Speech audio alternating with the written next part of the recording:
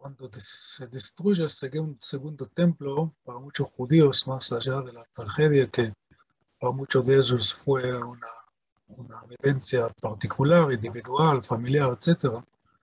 Más allá de eso, muchos judíos dicen, bueno, ya está, si Dios perdió su casa, no existe el mundo, porque hay un dicho en hebreo de aquel entonces que dice, el mundo está parado sobre tres pies. Uno es la Torah, el otro es Gemilut Hasadim, quiere decir la bendición, o sea, la ayuda mutua socialmente, que cada uno tiene que ayudar a su prójimo. Y la tercera pata es el trabajo, pero no el trabajo, porque en hebreo se dice avodah, avodah es trabajo, laburo, pero se refiere al trabajo del sacrificio, o sea, el trabajo ceremonial en el templo. Entonces, si no hay templo, no puede ser trabajo ceremonial en el templo. Y ya que el mundo perdió uno de sus tres patas y nada puede ser parado sobre dos patas, entonces el mundo no puede pararse y con eso es el fin del mundo. Entonces, el papel del liderazgo, del nuevo viejo liderazgo de los fariseos, de los sabios, de lo que se llama en hebreo Hazal, nuestros sabios paz descansan, más o menos eso sería una traducción. En una palabra, los sabios, que después de ahí salen los rabinos. Bueno, la palabra rabino justamente habla de eso, porque Rav en hebreo significa maestro. ¿Y quién puede ser el maestro? El que sabe lo que él está enseñando. Puede enseñar medicina, puede enseñar agricultura o ingeniería. En este caso estamos hablando de la Torah. Los sabios de la Torah, en una palabra se dice Rav, o Rabbi, o en plural, Rabanim. Entonces tenemos un nuevo liderazgo que está basado en los fariseos, que están basados en la pequeña revolución que han hecho Nehemías y Ezra en la época del retorno del exilio en Babilonia por Ciro el persa, como las cosas se interrelacionan. Entonces, ahí empieza la cadena de un liderazgo que, con todo el respeto que tiene y tiene al templo y a los más aspectos de la vida del pueblo, el enfoque que ellos tienen es sobre el aprendizaje de la Torah, pero no un aprendizaje abstracto, no aprender para aprender, sino aprender la Torah para ver cómo se puede sacar, hacer lo que se dice en griego exégesis, exigir, imprimir, ¿okay? Jalar, sacar el jugo de la Torah para reconstruir una vida sociocultural. Eso es el gran proyecto de los fariseos que se transforman a Hazal, que son los antepasados de los Rabanim. Y de ahí tenemos el judaísmo rabínico, que en realidad sigue vigente hasta hoy en día para 15%, 20% de los judíos en el mundo, pero ya perdió su lugar preponderante que lo tenía desde la destrucción del segundo templo, es decir, del año 70, hasta más o menos la Revolución Francesa. Un tema que vamos a tocar mucho más adelante, pero estamos hablando de unos más o menos 1700 años. Otra vez, con una trayectoria que viene antes de la época de Ezra y Nehemías, 500 años antes, o en la época de los Hasmoneos, cuando la crítica de los fariseos ya empieza a ser muy fuerte, con mucha aval popular. Entonces, podemos hablar de más o menos 2000 años de un dominio de los fariseos, o de Hazal, o de los rabinos, y sus gran obras muy famosas y muy importantes, que de eso voy a hablar en estos 15 minutos que me quedan, es la Mishnah y el Talmud. Y no vamos a hacer un curso sobre el Mishnah y el Talmud, solamente describir las bases de qué significa este proyecto. Hoy uno puede ir a cualquier biblioteca oficial, universitaria, y está también en el Internet, y leer en muchos idiomas, seguro que está traducido al español, tanto el Mishnah como el Talmud. El Mishnah tiene 6 tomos, cada tomo tiene 10 capítulos en total, un número clásico de la edad antigua, 60, 6 veces 10, 6 días, 10, el número 10, 2 veces 5, manos, 5, bueno, vamos a entrar a toda esta mística de los números. Entonces tenemos 60, otra vez 6 tomos, 10 capítulos en cada uno, en total 60. El Talmud, en realidad hay dos, un Talmud de Babilonia, un Talmud de Jerusalén. No vamos a entrar mucho en la diferencia, solamente decir que el de Babilonia fue canonizado en Babilonia, obvio, por eso el nombre, y el Talmud de Jerusalén fue canonizado no en Jerusalén, porque Jerusalén fue un lugar que judíos no podían ir por un orden de los romanos, que tenían miedo que los judíos al volver a Jerusalén, después del primer, de la rebelión del año 70, 66-70, y después la otra rebelión de Bar Kokhba del año 132 y hasta 135. Y entre estas dos rebeliones había una rebelión de las diásporas judías en Cirenaica, en Chipre, entre los años 115, 117, todos los romanos deciden, Adriano, el emperador Adriano decide en el año 135 de transformar Jerusalén en una ciudad romana, nombró Ilia Capitolina, borró el nombre de Jerusalén y sacó un orden que, según el cual judío no puede acercarse no que no puede visitar Jerusalén, sino no puede acercar a un lugar donde él ve Jerusalén. Entonces el Talmud jerusalemitano fue canonizado en el norte, donde judíos vivían en la Galilea. Volviendo a esta descripción general, el Talmud teóricamente tendría que tener 60 tomos, pero logró, o sea, los judíos que lo han escrito a través del tiempo, estamos hablando de más o menos 300 años, en ambos casos lograban tener solamente 37 o 38 tomos fuera de estos 60. Y no es por ser vagos o por falta de tiempo, sino por la naturaleza de esta escritura. De eso voy a explicar ahora.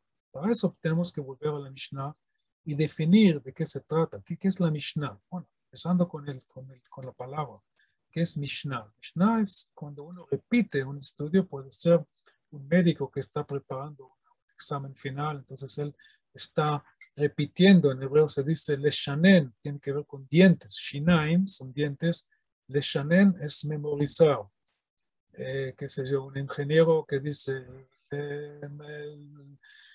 la herramienta esta sirve para eso, y este metal tiene esta característica, entonces tiene que memorizar mucho. Entonces, así, memorizar y repetir. Entonces, eso es el significado de la palabra Mishnah. Pero si uno lee la Mishnah, ve que no es algo así muy aburrido, algo técnico que uno va repitiendo. No, por un lado, sí, hay que tener la Torah, y habían en cuenta, y habían judíos en aquel entonces que sabían de memoria toda la Torah. Es increíble, son 929 capítulos en 24 tomos, según la distribución que usan los judíos, ¿no? Cristianos hicieron otra cosa, pero no tiene importancia. Los 929 capítulos están, es una cantidad enorme de texto, ¿no es cierto? Entonces sí, algunos sabios de la Mishnah memorizaban toda la Mishnah, toda la Torah de memoria, pero no para mostrarse o para hacer una máquina de mantener el conocimiento, no. Eso se les sirvió para hacer el trabajo de exégesis. La idea fue sacar preceptos, para mostrar el camino para el judío común y corriente, cómo portarse bien. ¿Se acuerdan? Hay que portarse bien. Y en hebreo, eso se llama una palabra halajá. Y la palabra halajá tiene que ver con el verbo lalechet, que es caminar. Y eso justamente lo que hace la Mishnah. La Mishnah está mostrando el camino, dónde caminar. Y se acuerdan en una de las otras clases que yo mencioné que la palabra Torah tiene que ver con enseñanza, otra vez, enseñando, uno enseña al otro. La mamá enseña al hijo, el papá enseña a la hija, el rabino enseña a la comunidad, el líder enseña al pueblo, etcétera, etcétera. A dónde caminar, por dónde caminar. Entonces, eso es la idea de la Mishnah. Ahora, ¿cómo hacen eso? La Mishnah misma, en uno de los capítulos más importantes que realmente expresan las ideas que estoy explicando en este momento, que no son inventos, una rebuscada de un historiador moderno que está tratando de entender la teología de los antiguos. No, eso está escrito claramente, en una forma totalmente directa, en algunos capítulos de la Mishnah. Voy a mencionar solamente uno que habla por sí mismo.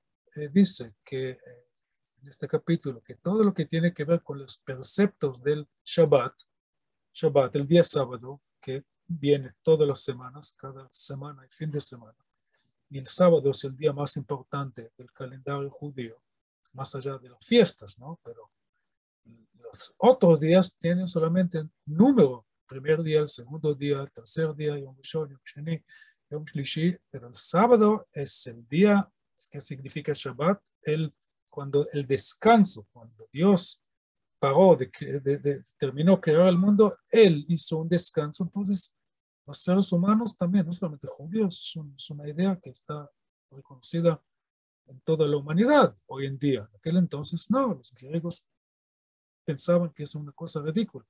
¿Para qué perder un día de labor, un día de comercio?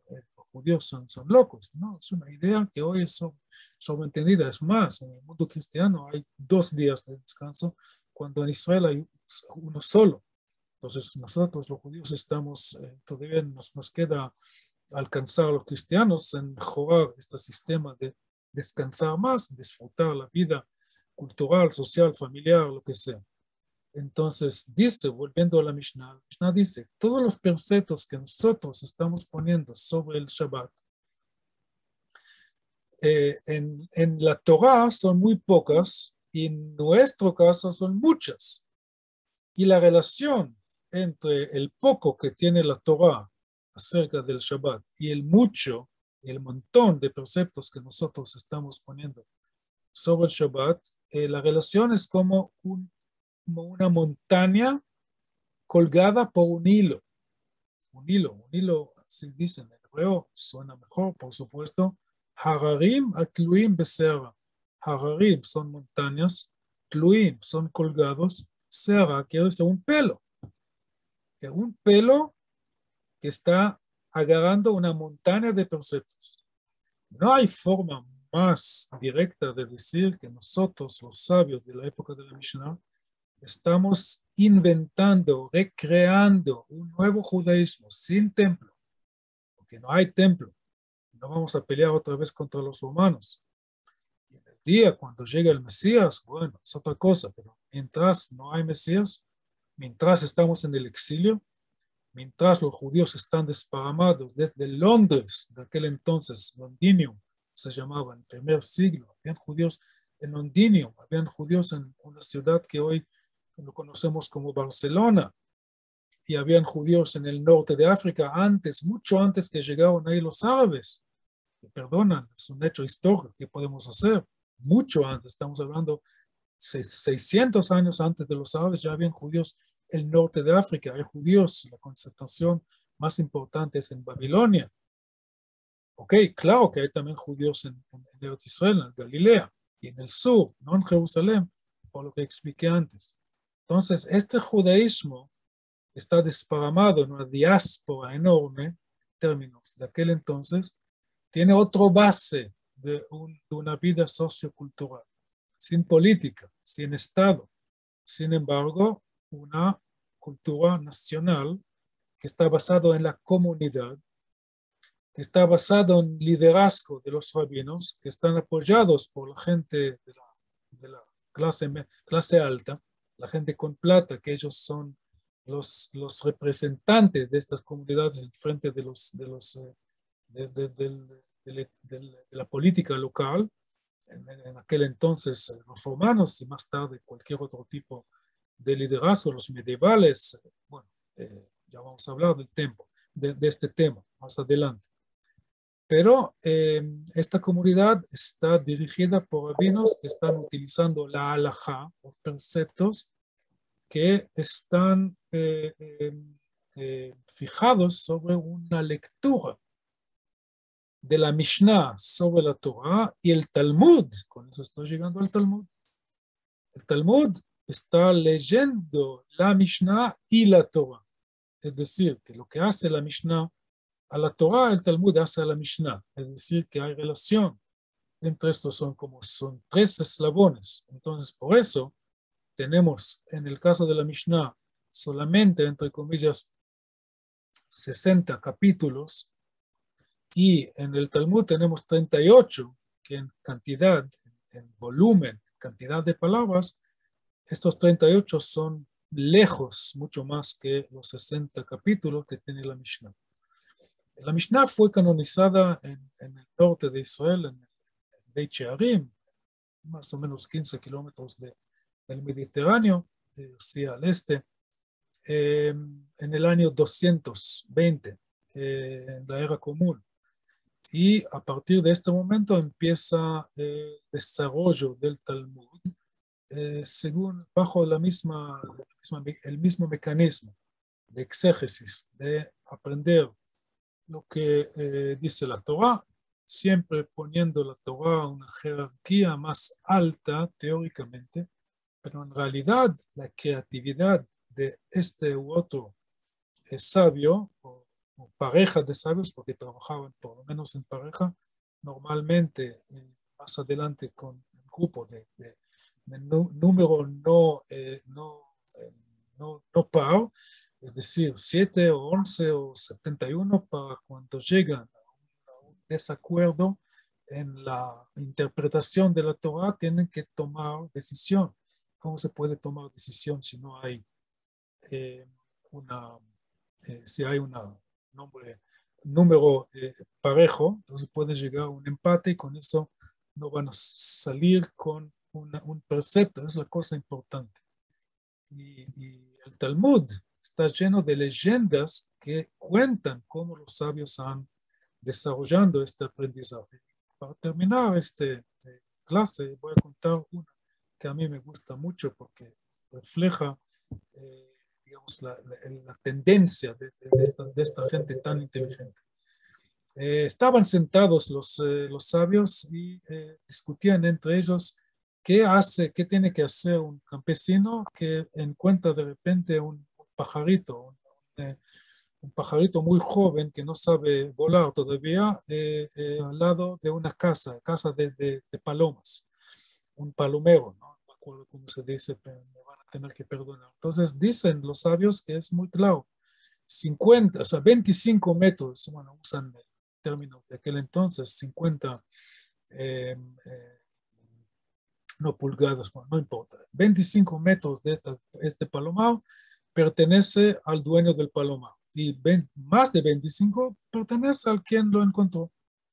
Y sale uno de los sabios y hace una pregunta: ¿qué pasa si este pajarito cae justo en la línea que una ala está dentro del radio del palomar y el otro ala en el otro lado, y la nariz, o sea, el pico del pajarito está justamente sobre la línea? ¿Qué se hace en aquel entonces? Teóricamente eso puede pasar. ¿Qué deciden sus amigos? A echarlo del del instituto, porque dicen, no estamos acá para filosofar, estamos acá para encontrar soluciones que ayudan a la gente a vivir. ¿Se acuerdan? La palabra halajá, como caminar, no como parar. Entonces, si bien teóricamente puede pasar que alguien encuentre un pajarito que no puede volar, que su ala está acá, el otro ala está acá, bueno, es que él va a tener que tomar la decisión si guardar este pajarito para él o buscar al dueño y con eso seguir con su vida en adelante. Es una forma de un pragmatismo basado en la palabra de Dios. Es un concepto muy importante para entender el judaísmo de aquel entonces y de antes, y puede ser hasta hoy. Bueno, con eso terminamos. Gracias por escuchar. Hasta la próxima.